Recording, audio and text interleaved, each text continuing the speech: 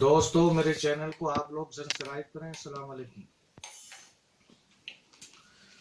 محمد عربی صلی اللہ علیہ وسلم آخری نبی ہیں۔ آدم علیہ الصلوۃ والسلام اللہ کا سب سے پہلا نبی ہے۔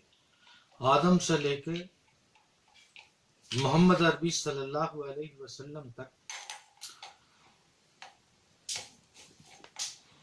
ساری باتیں بتائی،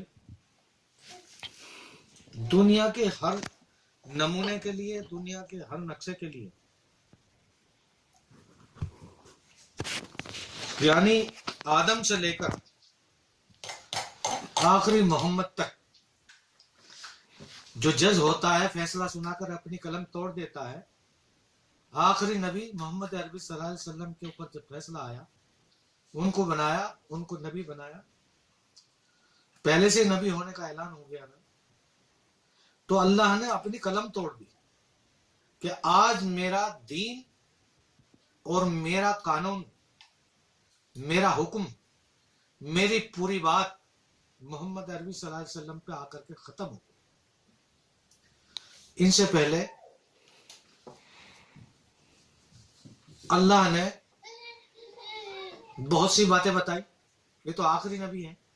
ان سے پہلے تو 1,24,000 نبی آ گئے، لیکن جو بھی نبی آتا گیا، جو بھی پیغمبر آتا گیا، جو بھی رسول آتا گیا، اللہ نے اپنے رسول اللہ کی تعریف ہر نبی اور پیغمبر کے سامنے فرمائی کہ ایک ایسا نبی آئے گا، ایسا پیغمبر آئے گا جن کا نام محمد ہوگا۔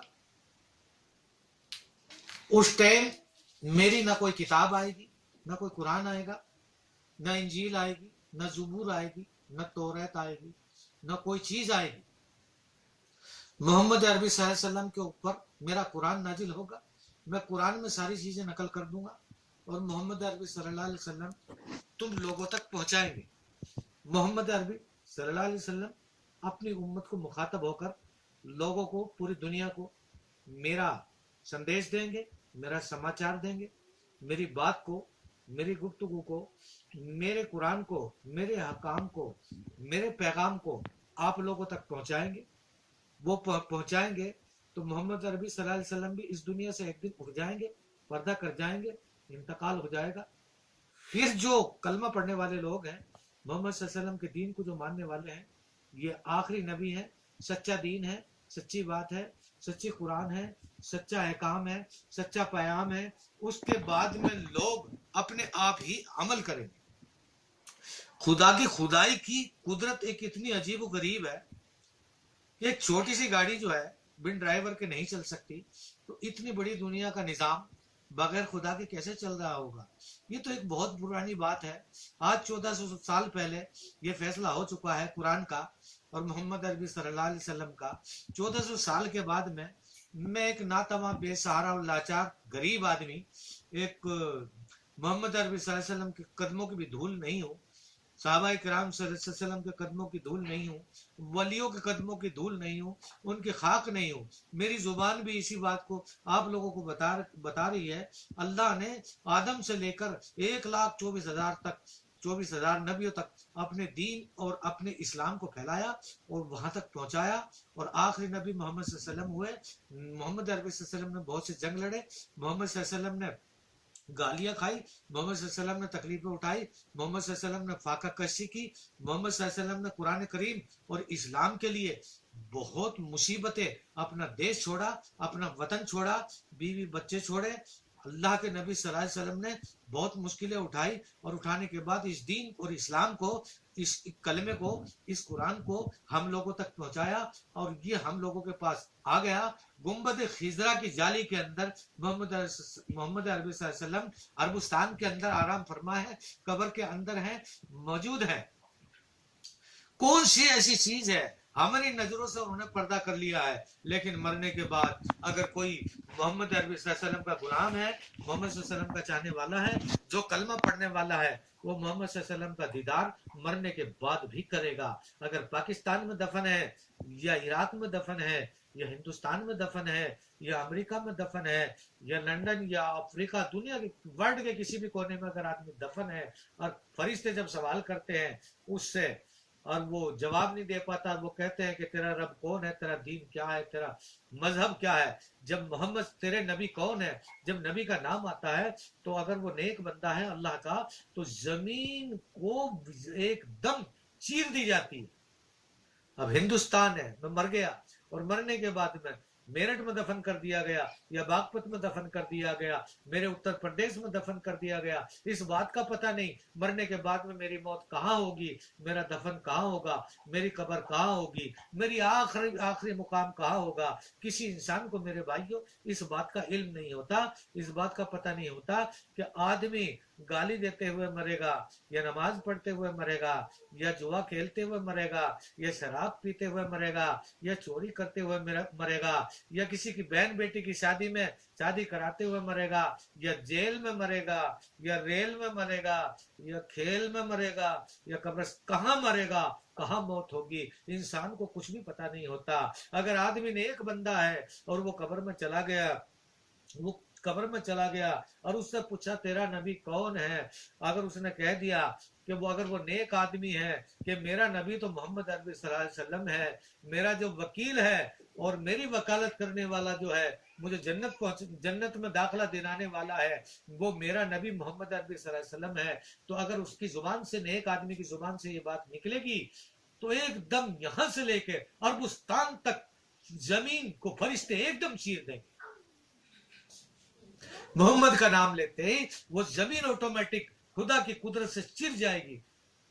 کہاں ہے قبر, کہاں ہے ہندوستان, میں یہاں مر گیا, ہندوستان سے میں مر گیا اور مجھے دفن کر دیا. میری قبر میں جب فرشتے سوال کریں گے اور تیرا نبی کون ہے, اگر میں نیک آدمی ہوں میرے بھائیوں, میری ماں اور بہنوں, آپ میرے لیے دعا کر دو کہ اللہ میرے ماں باپ کو اور میرے بھائی بہنوں کو اور میرے مرنے والوں کو اللہ نیک ہدایت دے, اور جو مر گئے ہیں میرے یار رشتے دار, میرے باپ اور جو بھی ہے, اللہ ان کو جنت کے اندر داخلہ کر دے اور ان کو حضور اکرم صلی اللہ علیہ وسلم کا دیدار کر دے, اور وہ یہ کہہ دیں کہ میرے نبی محمد عربی صلی اللہ علیہ وسلم ہے. یہ کہتے ہی یہاں سے, ہندوستان سے, یو پی سے, راجستھان سے, ہریانہ سے, پنجاب سے, گجرات سے, مہاراشٹر سے, ہندوستان سے عربستان تک, مدینے تک, جہاں بھی گنبد خضرا ہے, گنبد خضرا اس مقام کا نام ہے جہاں محمد عربی صلی اللہ علیہ وسلم سوئے ہوئے ہیں, اس زمین کو فرشتے ایک سیکنڈ کے اندر چیر دیں گے.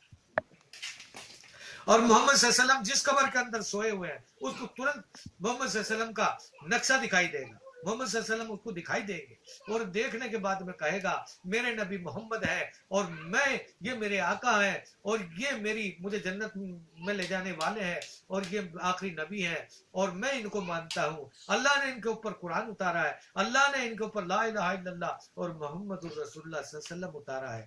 ان لوگوں کی زبان سے یہ صادر ہوگا. اے کاش کتنے خوش نصیب ہیں وہ لوگ جن کے پاس میں فرشتے آتے ہیں قبر میں. اتنا خطرناک فرشتے ہوتے ہیں میرے بھائیوں, میری ماؤں بہنوں, جس دن سامنا ہوگا آپ لوگوں کا ان فرشتوں سے, اس دن دماغ خراب ہو جائے گا.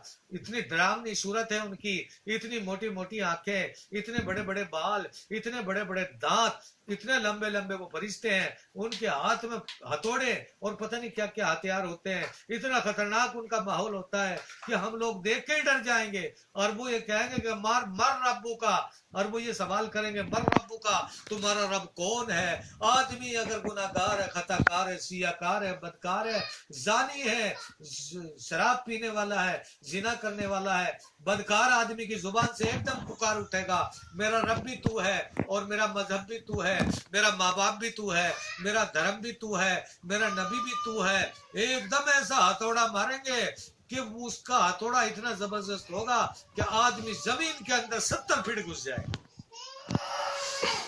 اور وہ ایک بار ہی ایسا نہیں ہوگا بلکہ وہ بار بار ایسا ہوگا. وہ کروڑوں سال جب تک یہ زمین اور آسمان ختم نہیں ہوں گے تب تک وہ مار پڑتی رہے گی. بار بار انسان کو مارا جائے گا, بار بار کچرا کر دیا جائے گا. 2 فرشتے اسی کام کے لیے لگے رہیں گے. منکر نکیر ان کا نام ہے. وہ فرشتے اتنے خطرناک ہے, مرنے کے بعد یقین ہوگا کہ ہم سنا کرتے تھے, ہم نے سنا تھا لیکن بکواس سمجھا تھا, آج یقین ہوا ہے لیکن اس کے بعد کچھ کام بنے گا نہیں, اس کے بعد کچھ کام بننے والا نہیں ہے.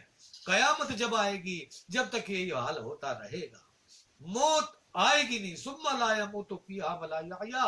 یہ دنیا کی جو زندگی ہے یہ 60-70 سالہ زندگی ہے. مرنے کے بعد اتنی ذلیل زندگی ہوگی, اتنی خطرناک زندگی ہوگی کہ موت آنی نہیں ہے بلکہ زندگی رہنی ہے. اور وہاں زندگی قبر کے اندر یا گنگا کے اندر یا جمنا کے اندر یا سمندر کے اندر مچھلی اگر کھا جائیں گی کہ آدمی کو سمندر میں ڈال دو اور اس کو مچھلی کھا گئی تو کیا اس سے حساب کتاب نہ ہوگا؟ آدمی مر گیا, داغ دے دیا, جلا دیا, راکھ کر دیا, پانی میں گنگا جی ڈال کر کے کہیں بھی ہو گیا تو کیا اس کا حساب کتاب نہیں ہوگا؟ ایسا نہیں ہے. دوسری ویڈیو میں آپ کو بتاؤں گا, یہ ویڈیو لمبی ہو جائے گی. حساب کتاب ہر ایک چیز کا ہوگا, اور اللہ کس طریقے سے انسان کو کہاں بنائے گا, اللہ کس طریقے سے مارنے کے بعد. میرے محترم بزرگوں, دوستوں, میری ماں اور بہنوں, سننے کی بات یہ ہے, اب مرنے کے بعد بھی تو آدمی زندہ ہوگا. جو اللہ انسان کو ایک ناپاک قطرے سے, گندے پانی سے پیدا کر کے کتنا حسین خوبصورت انسان تیار کرتا ہے, کتنا حسین خوبصورت لڑکی ہیرو ہیروئن بنا کے کھڑا کر دیتا ہے. ایسے ذلیل پانی اور گندے پانی سے انسان کی تخلیق ہوتی ہے. انسان کو اللہ نے کیسے گندے پانی سے بنایا, کیسے ذلیل پانی سے بنایا, بدبودار پانی سے بنایا, ایسے پانی سے جس کا نام لینے کے لیے بھی شرم آتی ہے. اس پانی سے بانس بھی مارتی ہے, بدبو بھی مارتی ہے.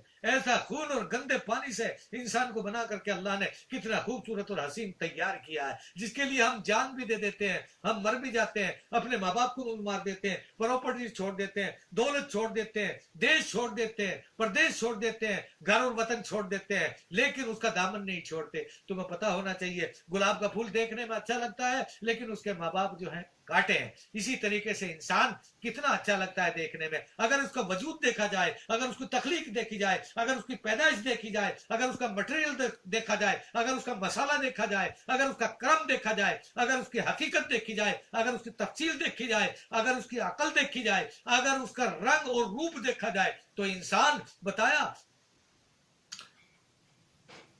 اللہ نے فرمایا میں نے تجھے اتنے جلیل اور گندے پانی سے پیدا کیا جس کا نام لینا تیرے ماں باپ بھی پسند نہیں کرتے تھے.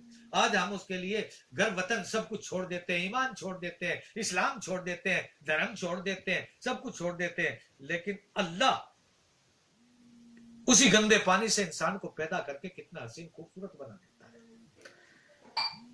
تو کیا اس کو وہ دوبارہ زندہ نہیں کرے گا؟ گندے پانی سے اتنا بڑا انسان ڈین ڈول کو 6-7 گڑ کا بنا کے تیار کرتا ہے, کیا وہ اس کو مارتا بھی ہے اور پھر جلاتا بھی ہے؟ کیا اس سے حساب کتاب نہیں لے گا؟ اس کو ایسے چھوڑ دے گا؟ اللہ مجھے اور آپ کو عمل کرنے کی توفیق عطا فرمائے.